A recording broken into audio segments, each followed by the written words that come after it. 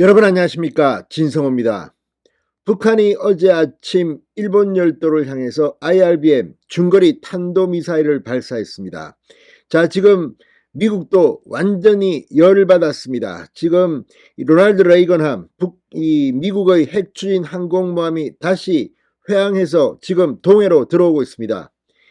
어제 오늘 이 한미 양국은 동해안에 이 공군기를 출격시켜서 미사일을 모두 4발 쐈습니다.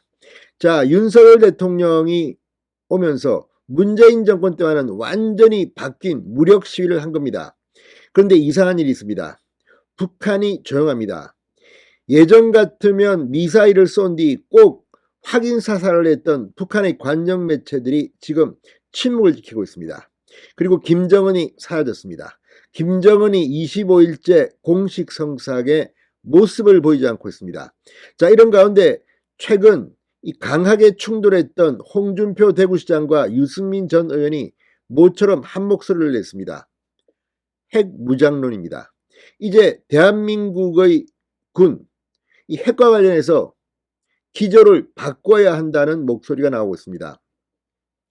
과거에 정몽준 전 의원, 오세훈 서울시장 등이 공개적으로 이 핵과 관련해서 여러 가지 해법을 내놓은 적이 있습니다만, 이제 북한의 이 핵 미사일 도발, 특히 7차 핵실험이 임박한 가운데 이제 대한민국도 핵 무장을 해야 한다는 목소리가 나오기 시작했습니다.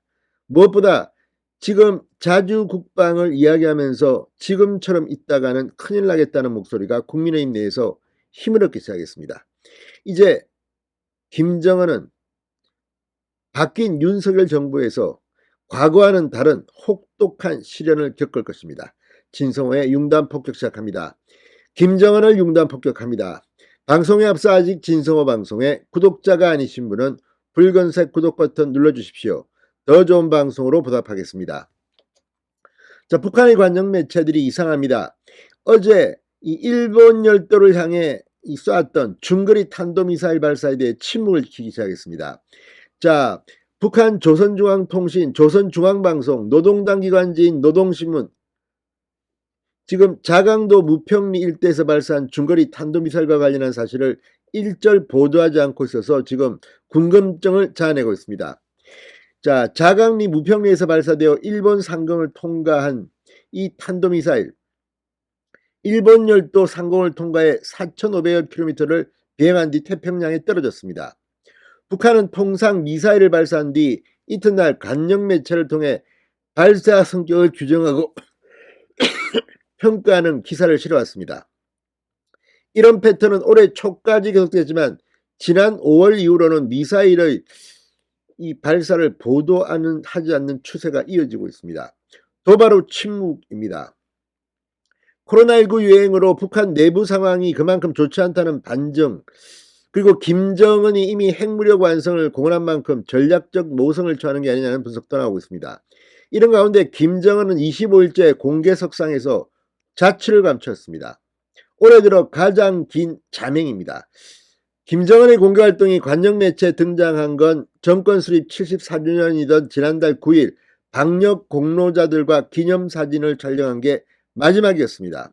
최근 시진핑 중국 국가주석 등 해외 정상과 친전을 교환했지만 문서 형태로만 이루어졌습니다.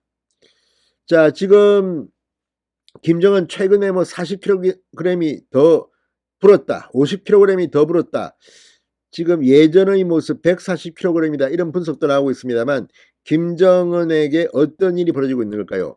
이런 가운데 모처럼 국민의힘은 지금 핵무장론을 꺼내기 시작했습니다. 자, 최근 개혁보수 논쟁을 통해 크게 충돌했던 홍준표, 유승민 두 사람 모두 오랜만에 한 목소리를 냈습니다.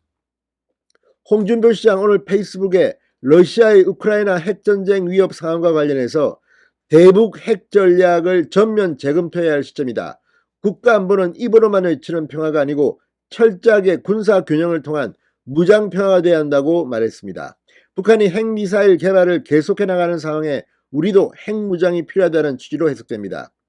홍 시장은 과연 북이 고도화된 핵 전략으로 미 본토 공격과 일본 본토 공격을 천명하고 우리를 핵 공격한다면 그때도 미1의 확장 억제 전략이 우리의 안전보장을 위해 북을 핵으로 공격할 수 있나?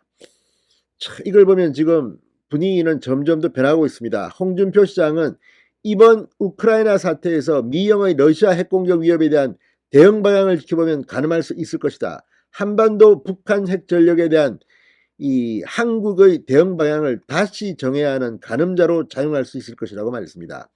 유승민 전 의원도 페이스북에 글을 올리고 문제는 핵이다.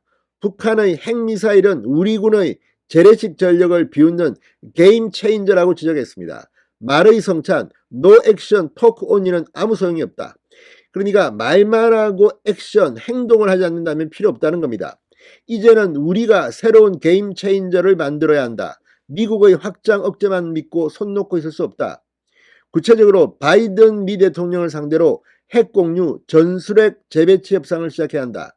사드, SM-3, 신형 패트리어트와 우리가 개발한 이 MSAM, LSAM 등 미사일 방어망도 획기적으로 확충해야 한다고 말했습니다. 자, 지금 이제 힘으로 북한을 대응해야 하는 그런 시점이 벌써 다가왔는지 모르겠습니다. 문재인 정권 때 너무나도 북한이 커졌습니다. 이제 우리도 핵 전략을 수정해야 할 필요가 있어 보입니다. 진성호의 융단 폭격이었습니다. 여러분 감사합니다.